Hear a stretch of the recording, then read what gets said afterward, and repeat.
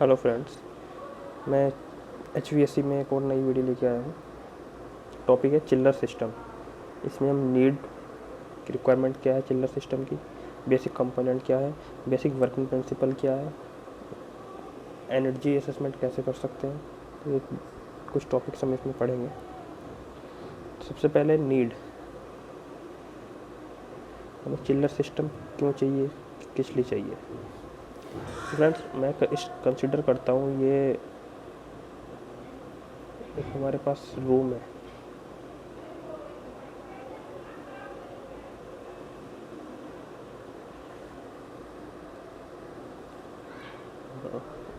Room का temperature almost 28 degree centigrade मैंने consider किया है। ठीक है, हमें 28 डिग्री सेंटीग्रेड ह्यूमन कंफर्ट के लिए नहीं है। ह्यूमन कंफर्ट की जो रेंज है ऑलमोस्ट 22 टू 24 डिग्री सेंटीग्रेड। सो हमें इस रूम में रहना है तो हमें क्या करना पड़ेगा, इस टेम्परेचर को 22 से 24 डिग्री सेंटीग्रेड के लाना पड़ेगा। उसके लिए हमें कोई एयर कंडीशनिंग सिस्टम चाहिए। ठीक है, नॉर्मली हम क्या करेंगे, हम एक एयर AC इंस्टॉल कर देंगे यहाँ पे। ठीक है, ये में भी स्प्लिट AC, विंडो AC, कुछ भी कर सकते हैं। हमने यहाँ AC इंस्टॉल कर दिया। AC क्या करेगा, रूम को as per hour requirement temperature maintain हो जाएगा। मैं एक बात कर रहा हूँ केवल एक रूम की, ऐसे दूसरा रूम हो सकता है।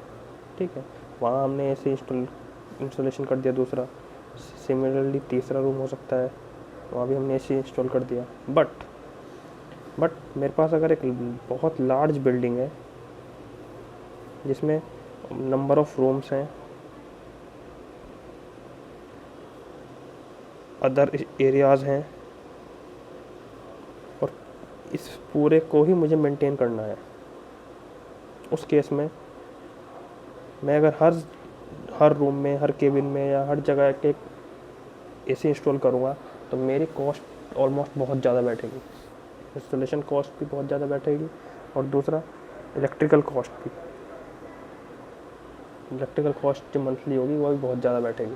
तो उस केस में मैं इसको बेयर नहीं कर पाऊँगा। तो वहाँ पे हमें क्या चाहिए होता है,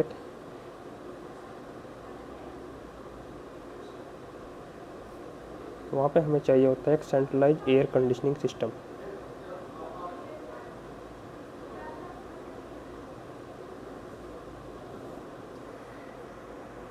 यहाँ पे हम एयर कंडीशनर यूज़ कर रहे हैं, स्प्लिट AC, छोटी सी 1 ton 1.5 ton.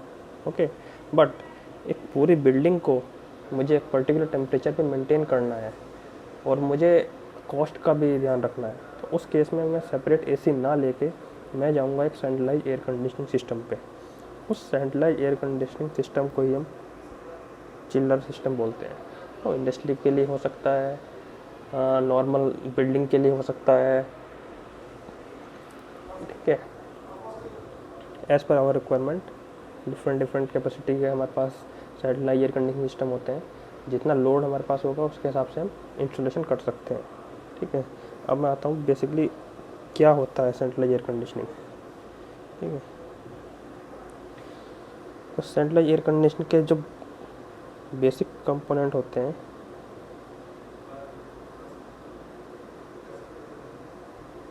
This is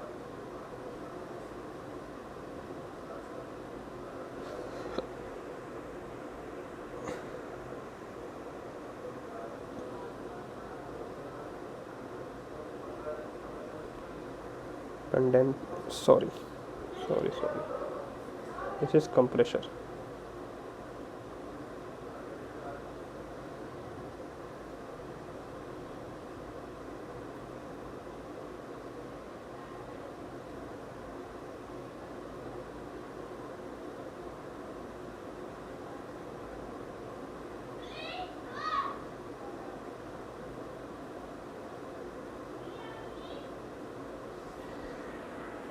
so जो बेसिक कंपोनेंट होंगे चिल्लर सिस्टम के, वो 4 कंपोनेंट होते हैं: evaporator, compressor, condenser, expansion device.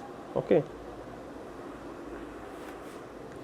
अब ये सिस्टम काम कैसे करता है।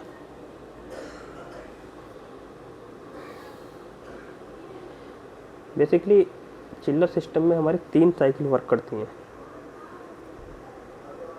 3 साइकिल्स इन्वॉल्व होती हैं, जिसमें 2 वाटर साइकिल होगी,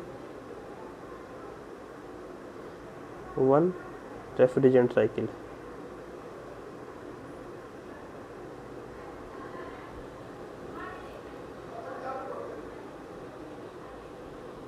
मैं कंसिडर करता हूँ ये मेरा स्पेस है जिसको मुझे कूल करना है। ओके, इस पर्टिकुलर स्पेस को मुझे कूलिंग करना है। ठीक है, उस केस में क्या है, मेरे पास कुछ सिस्टम होगा, AHUs होंगे, means air handling unit. Okay, इससे क्या होगा,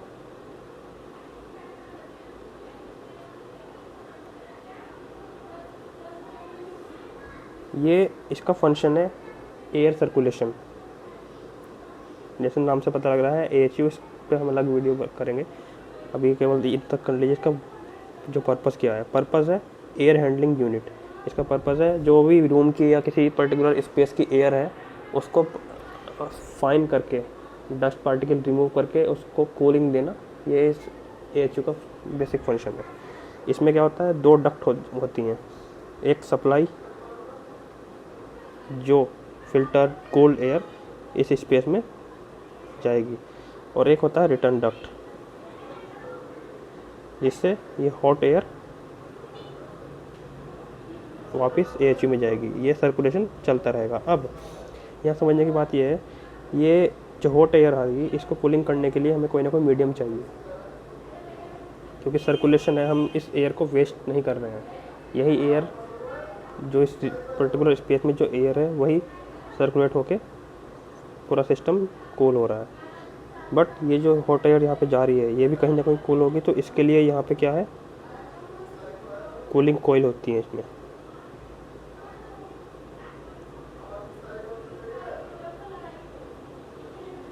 ठीक है, इस कूलिंग कॉइल में क्या है, चिल्ड वाटर हमारा सर्कुलेट करता है।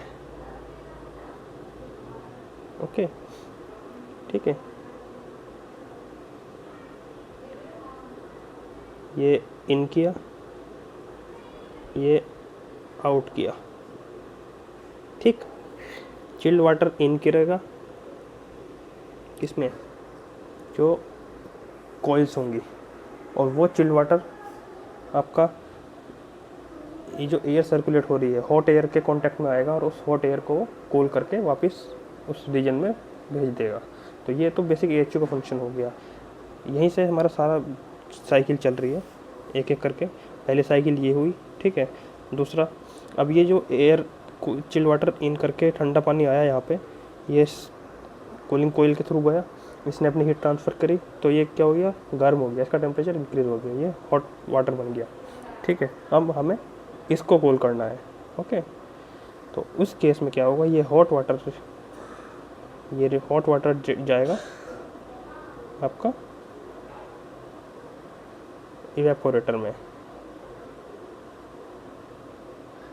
ठीक है, हॉट वाटर इन किया इवेपोरेटर में, और इवेपोरेटर से आउट करेगा चिल्ड वाटर।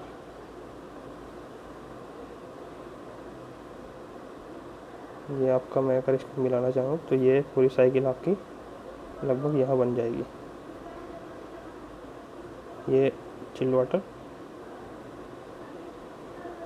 इवेपोरेटर से आउट किया और आपका AHU में पहुँचा। ठीक है, तो ये एक बेसिकली एक साइकिल ये कंप्लीट हुई। अब नेक्स्ट टारगेट क्या है हमारा, हमने यहाँ से हॉट वाटर इन किया इवेपोरेटर से, और ये चिल्ड वाटर निकल गया, यानी कूलिंग हुई। कूलिंग कब होगी, जब हीट ट्रांसफ़र होगा।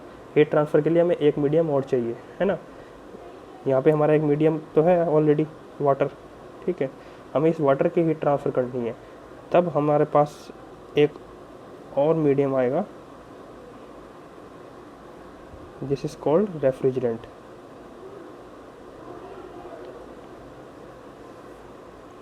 ओके, ये जो पानी है जो यहाँ पे गर्म हुआ है, इसका टेम्परेचर इंक्रीज था और यहाँ पे रिड्यूस हुआ है, तो ये जो इस रीजन की जो हीट ट्रांसफ़र हुई है वो हीट इसने किसको दी है, रेफ्रिजरेंट को। ठीक है, तो ये इवेपोरेटर में दो हमारे फ्लूइड फ्लो करते हैं, नॉर्मल वाटर, दूसरा रेफ्रिजरेंट। रेफ्रिजरेंट इस पूरी साइकिल में फ्लो करेगा, ठीक है। अब हमने को पता है कि यहाँ पे रेफ्रिजरेंट का टेम्परेचर डाउन था, है ना, यहाँ से उसने हीट लेना स्टार्ट किया तो रेफ्रिजरेंट का टेम्परेचर हाई हुआ, ठीक है। अब हम इसको कहाँ पे बेचते हैं, इस रेफ्रिजरेंट को हम बेचते हैं कंप्रेसर में।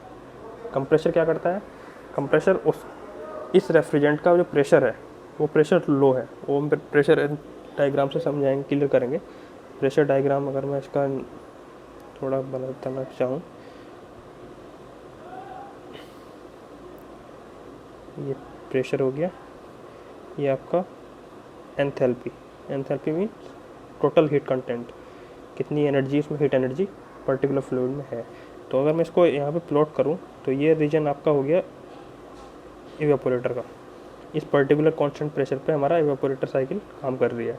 अब हमने क्या करना है, हमारा जो कंडेंस हीट ट्रांसफ़र के लिए जो हमारा रेफ्रिजरेंट ने यहाँ पे हीट लिया है ना, ये पर्टिकुलर साइकिल बनानी है। मींस अगर यहाँ रेफ्रिजरेंट का टेम्परेचर हाई हुआ तो हमको उसको फिर से यूज करने के लिए, इवेपोरेटर को इन कराने के लिए उसका टेम्परेचर और प्रेशर दोनों डाउन करने पड़ेंगे, है ना। तो हमें उसकी हीट कहीं ना कहीं निकालनी पड़ेगी बाहर रेफ्रिजरेंट की। उसके लिए हमने रेफ्रिजरेंट का प्रेशर हाई किया by the help of compressor. Pressure increase हुआ, ये प्रेशर इंक्रीज हो गया, ठीक है। ये साइकिल थोड़ी ऐसी जाएगी, एंथैल्पी कांस्टेंट नहीं रहेगी इसमें, ठीक है। प्रेशर बढ़ा, रेफ्रिजरेंट एंटर करा कंडेंसर में, ठीक है। ये कंडेंसर में इन, ओके। कंडेंसर में क्या हुआ, इसने अपनी हीट रिमूव की, किसको, एक दूसरी इसमें वाटर की साइकिल चलती रहती है थ्रू कूलिंग टावर्स, है ना। यहाँ पे इसने प्रेशर इंक्रीज हुआ इसका यहाँ से और हीट रिमूव हो गई, क्यू इसने आउट कर दिया यहाँ पे, है ना। और हम क्या करना है, अभी हमको इसी प्रेशर पे लाना है। अब अगर हमने इवेपोरेटर के इन पे हम इसको यूज करना है रेफ्रिजरेंट को, तो इसका प्रेशर हमें फर्दर डाउन करना पड़ेगा। उसके लिए हम क्या करते हैं, एक्सपेंशन डिवाइस यूज़ करते हैं। कैपिलरी ट्यूब बेसिकली सबसे छोटा हमारे जो घर में रेफ्रिजरेशन होता है, फ्रीजर होते हैं, उसमें यूज़ होती है। और भी काफ़ी तरह की होती हैं, ठीक है। तो ये रेफ्रिजरेंट इस एक्सपेंशन डिवाइस के थ्रू होते हुए इसका प्रेशर यहाँ पे डाउन हो गया और ये फिर से हम इसको इवेपोरेटर में यूज़ कर सकते हैं। तो ये पूरी साइकिल चलती रहती है, ठीक है।